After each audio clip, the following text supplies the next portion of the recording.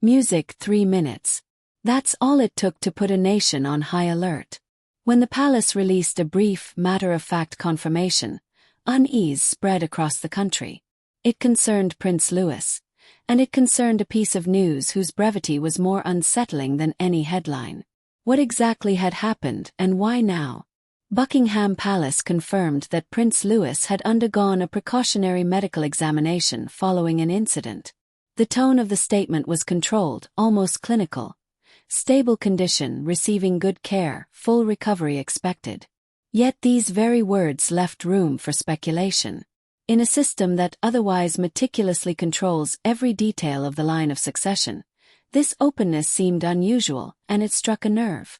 Prince Louis, the youngest son of Prince William and Kate, music, had previously been known primarily for his lively, carefree appearances at public events. Music. Images from the balcony during the 2023 coronation went around the world. A child laughing, waving, bringing a moment of lightness back to the monarchy. Now the same name was linked to tragic news. For many observers, it was a shock. Within minutes, reactions poured in. Media outlets picked up the story on social networks, flooding them with concerned comments, and people gathered outside Kensington Palace to lay flowers. The memory of past royal crises was suddenly vivid again. The story of Diana, in particular, lingered unspoken. Whenever children at the heart of the monarchy are involved, the public reacts sensitively. Officially, the palace remained tight-lipped, stating it was a precautionary medical check following a minor incident. No details, no pictures, no further explanations.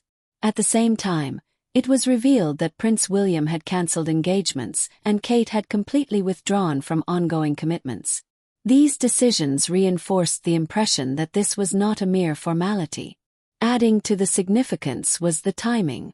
Just a few months earlier, Kate had publicly requested privacy after her own health issues became known. The family was visibly trying to withdraw from the constant barrage of media coverage. The fact that another child of the family is now at the center of attention felt like an escalation to many. While not medically confirmed, the emotional impact was palpable. Legal aspects also came into focus. The protection of children, especially royal children, has been a sensitive issue for years. The public mention of a medical event, however carefully worded, was interpreted by observers as a deliberate move. A move to preempt rumors or to maintain control over a story that could otherwise spiral out of control. While the palace pleaded for calm, more and more questions arose.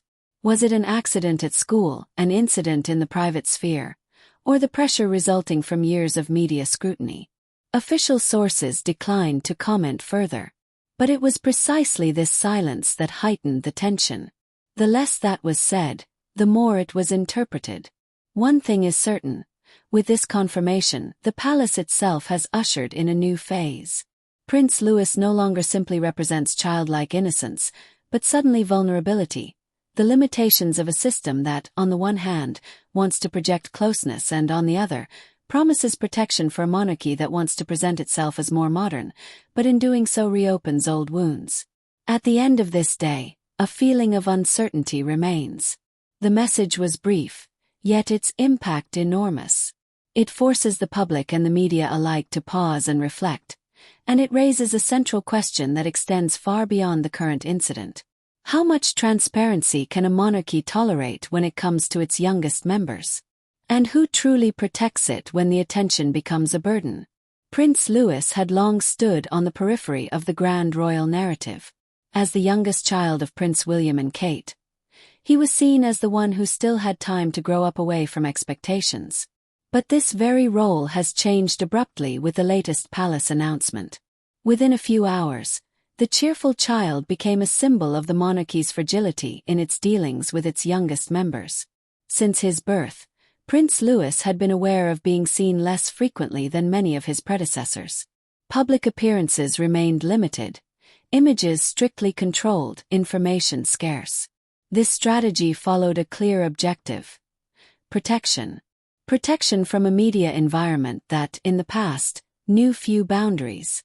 Protection from a public interest that turns children into projection screens. This is precisely why the recent confirmation from Buckingham Palace hit the public so hard. Observers point out that Prince Louis has become a kind of emotional anchor for many people in recent years. His appearances seemed unforced, his gestures almost defiantly human in the face of rigid protocol. At a time when the monarchy is often perceived as distant, he embodied innocence and normality. This very image has now been shattered. The fact that the palace explicitly referred to a medical examination is seen as a break with previous communication patterns. Minor incidents involving children are usually not made public. The decision to issue a confirmation this time suggests considerable internal pressure. It was apparently less about medical details than about managing a story that was already circulating. Prince Louis has thus reached a point usually reserved for older members of the family, the center of public scrutiny. Every gesture, every absence, every change of engagement by his parents is now being interpreted. Kensington Palace is no longer seen merely as a family retreat, but as the stage for a potential crisis. A place where decisions are made that extend far beyond the private sphere. At the same time, it becomes clear how drastically the perception of succession has changed. Although Prince Louis is not first in line to the throne, his symbolic power places him in the spotlight. For many people, he is not just a prince, but a child who deserves protection. This emotional closeness intensifies the public pressure on Prince William and Kate to consistently set boundaries. Media analyses show that younger members of the royal family are particularly susceptible to overinterpretation. A brief appearance becomes a signal, an absence a headline. In Prince Louis's case, his infrequent public appearances make every piece of information more valuable and therefore more sensitive. Less visibility does not mean less interest, but often the opposite. The current situation is therefore permanently changing how Prince Louis is perceived. He is no longer just the youngest growing up in the background. He represents a new generation, whose protection is becoming a test for the monarchy. Every decision concerning him will henceforth be seen as a measure of credibility. In the end, an uncomfortable realization remains. The more attempts are made to protect Prince Louis, the greater the public's need for information seems to become. Can a monarchy in the digital age truly keep a child out of the public eye? Or will this very attempt at protection become the trigger for ever-increasing attention? The Prince Louis case exposes a conflict that has plagued the monarchy for years, and now the battle between privacy and media power is escalating. What was officially described as a precautionary measure developed within hours into a lesson in just how thin the protective layer around royal children actually is. Behind the terse palace statement lies a system under constant stress. For decades, the palace and the press have been vying for the power to interpret events. While official bodies opt for restraint, tabloid media operate with innuendo, images taken from a distance, and sensational headlines. The case of Prince Louis clearly demonstrated how quickly a rumor can take on a life of its own. Even before details were known, speculation about the cause, the surrounding circumstances, and who was responsible was circulating. This very dynamic often forces the palace to take a step it would actually prefer to avoid: controlled confirmation. Observers see this not as transparency, but as damage control. The brief explanation was apparently intended to prevent unofficial information from dominating the narrative. But this attempt carries risks. Every confirmed piece of information legitimizes further interest. Every mention of a child in an official context lowers the threshold for inquiries.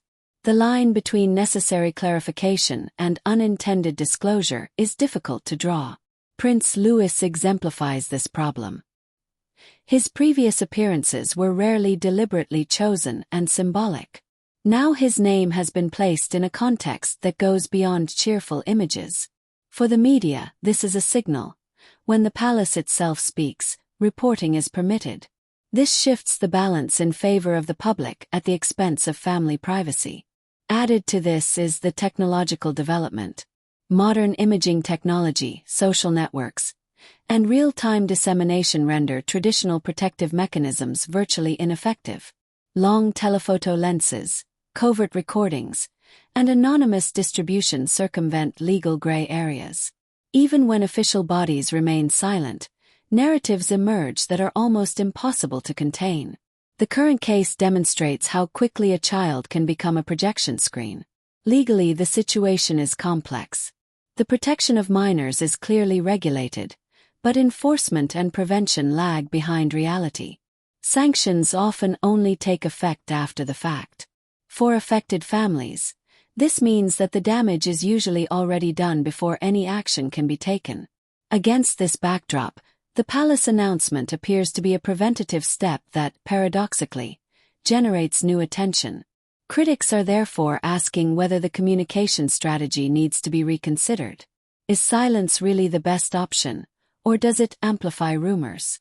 At the same time, the question arises whether deliberate openness might not cause more damage in the long run. Every publicity event creates expectations. If we are informed about Prince Louis today, why not about other details tomorrow? This conflict is particularly sensitive for Prince William and Kate. Both have repeatedly emphasized their desire to protect their children from the consequences of media intrusion.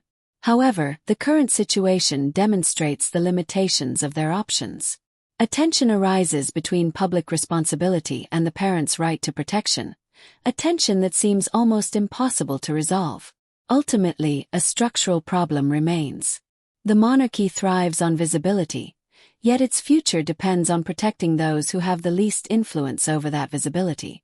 Prince Louis is therefore not the cause, but a symptom of a system reaching its limits.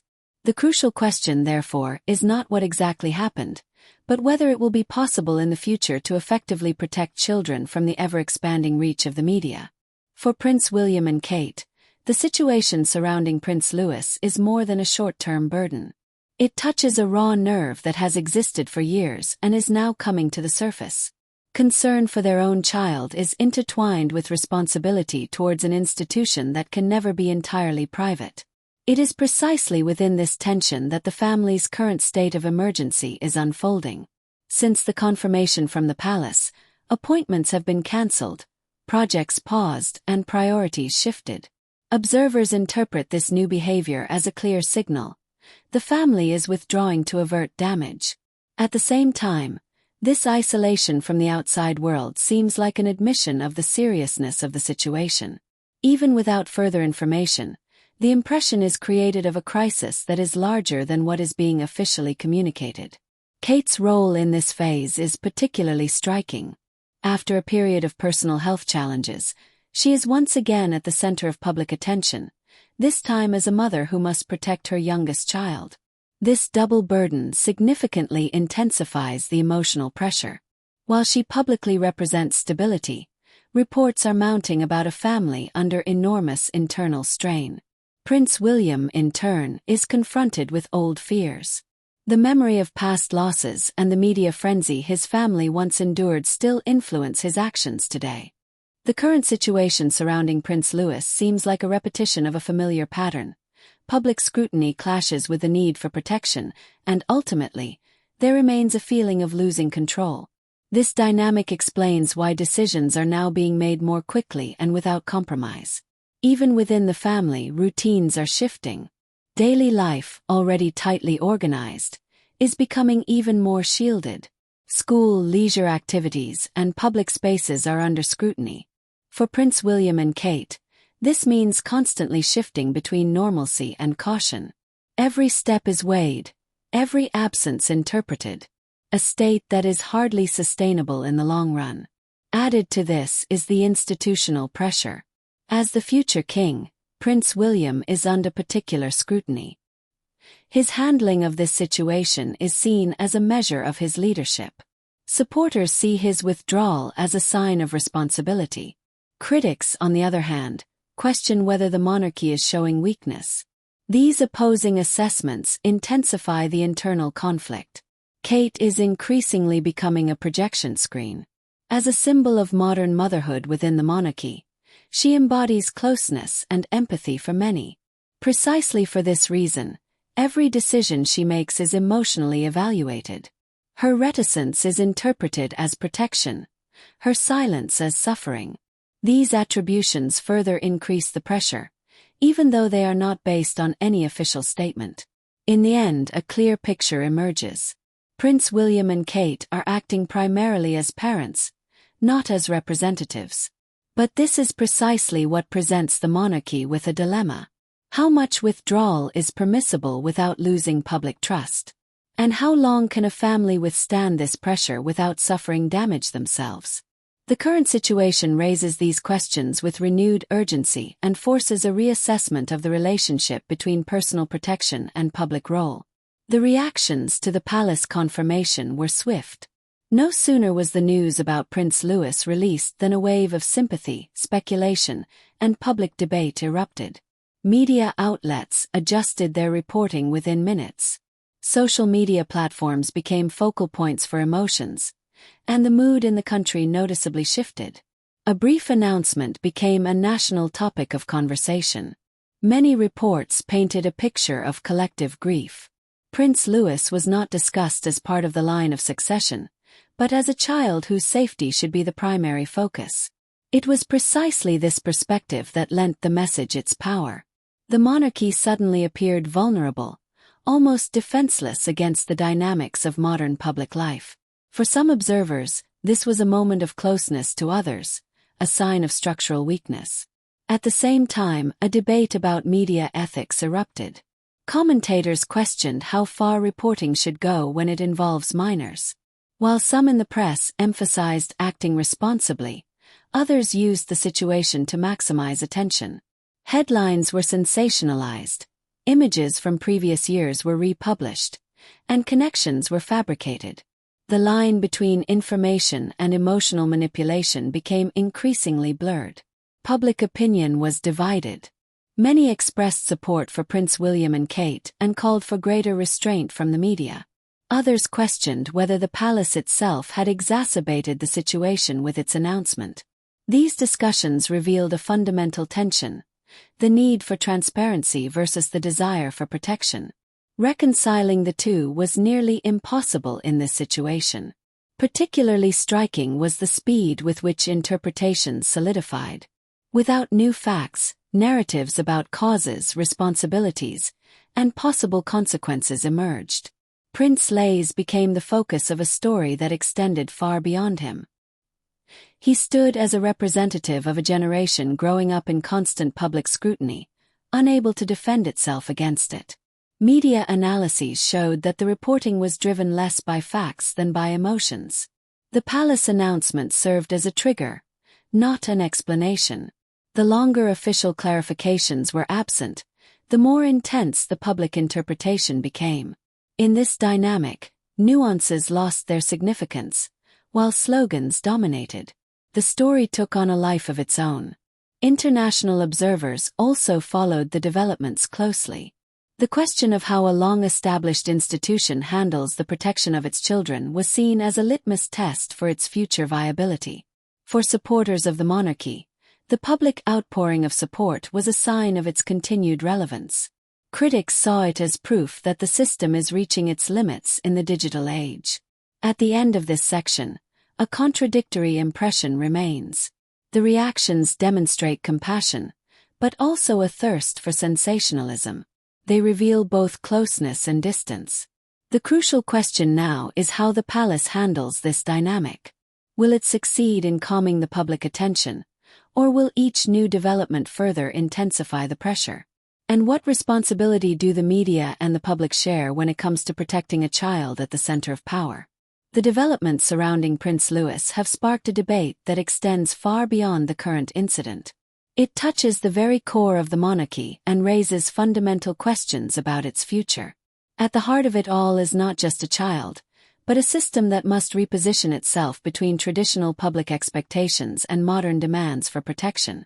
The events of the past few days are acting as a catalyst. For the monarchy, this moment represents a test. The handling of Prince Louis is being interpreted as a signal of how seriously the institution takes the protection of its youngest members. Every decision, every restraint, and every publication is being placed in a broader context. Observers see this as a turning point. Either clear boundaries will be established, or the spiral of attention and pressure will continue. In the long term, structural adjustments could follow. Greater protection of family life, reduced public appearances, and a more restrictive communications policy are being discussed as possible consequences. At the same time, the monarchy faces the dilemma of not losing its relevance. Visibility has always been part of its success. But the current situation shows that visibility comes at a price, especially when children are involved. Prince William faces a dual challenge. On the one hand, as the future king, he must convey stability. On the other, as a father, he must act decisively. His handling of the situation is being interpreted as a pivotal decision. Supporters see it as an opportunity for a more modern, responsible monarchy. Critics fear that too much withdrawal will increase the distance from the public. Kate also plays a central role in this vision of the future. Her image as a bridge between tradition and the present shapes the perception of the family. The current strain makes it clear how fragile this balance is. The monarchy faces the question of whether to define the protection of its children as non-negotiable or to continue to navigate between openness and restraint. For Prince Louis himself, the hope remains that the attention will subside and normality will return. But regardless of the outcome, his place in the public consciousness has changed. He is no longer just the youngest, but a symbol of the challenges royal families face today. This symbolism will remain, even as the specific event fades. In the end, a clear conclusion emerges. The future of the monarchy will be measured by how it treats its most vulnerable members. The current situation offers an opportunity to learn from past mistakes and set new standards. Whether this opportunity is seized depends on the decisions to come. Will the protection of children be declared the top priority, or will it remain subordinate to public pressure? The palace's confirmation of Prince Louis's condition has triggered a chain reaction, revealing the tension between privacy, media interest, and monarchical responsibility. A brief announcement became a national event, stirring emotions and reopening old wounds. Prince Louis moved from the periphery of public perception to the center of a debate that extends far beyond him personally. The analysis shows that it is less about medical details than about control and protection. The palace reacted to a dynamic that had already taken on a life of its own. Prince William and Kate acted visibly as parents, while the public interpreted their decisions politically and symbolically.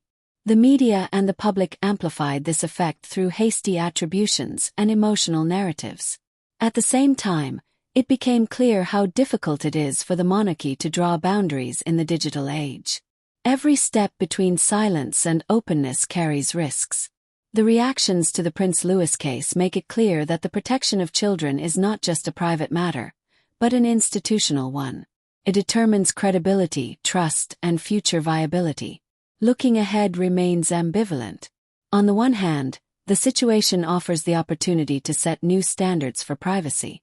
On the other hand, it shows how quickly attention can spiral out of control. The monarchy faces the choice of drawing consequences from this moment or treating it as an exception. Ultimately, one key insight remains. The strength of the monarchy will not be measured solely by traditions in the future, but by its ability to credibly combine humanity and responsibility. Whether this aspiration is fulfilled depends on the decisions made now.